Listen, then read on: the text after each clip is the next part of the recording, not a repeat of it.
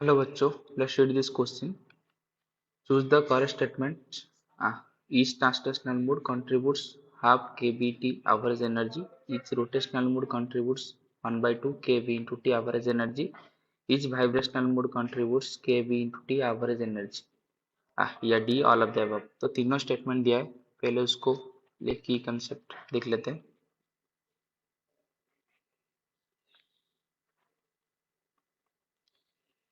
तो की कंसेप्ट इधर क्या है? Equipartition theorem. तो इक्विपार्टीशन थ्योरम क्या बोलता है?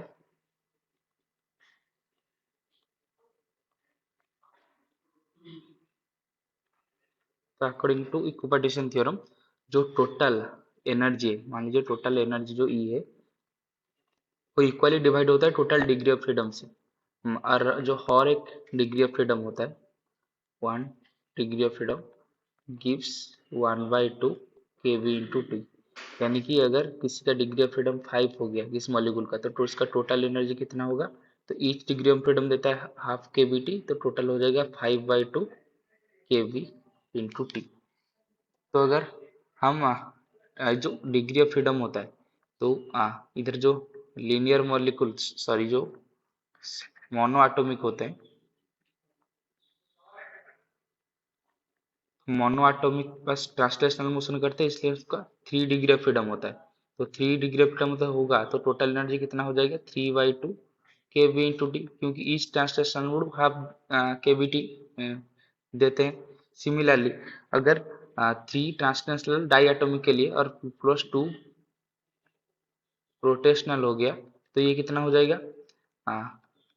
ये हो गया था 3 ट्रांसलेशनल मोड की वजह से 3 kBT, प्लस ये आ जाएगा 2/2 इंटू kBT, क्योंकि रोटेशनल मोड भी हाफ kBT देते हैं. तो टोटल आ जाएगा फिर ये 2/2 यानी कि 1, तो टोटल आ जाएगा 5/2 kBT.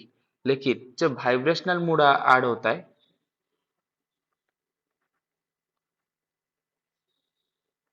जब वाइब्रेशन ऐड होता है तो वाइब्रेशन का ईच 1/2 kV इंटू टी नहीं देता है, ये kV इंटू टी देता है. क्यों ऐसा देता है? क्योंकि जो भी इधर हमने बात की ट्रांसलेशन मोड या rotational mode, they have only kinetic energy. ये बस एक काइनेटिक एनर्जी देते हैं, इसलिए हाफ केवीटी देते हैं. लेकिन जो वाइब्रेशनल मोड है, इधर ये काइनेटिक देता है प्लस पोटेंशियल एनर्जी भी देता है. तो काइनेटिक की वजह से हाफ केवीटी और पोटेंशियल की वजह से हाफ केवीटी, तो टोटल आ जाएगा केवी इंटू टी.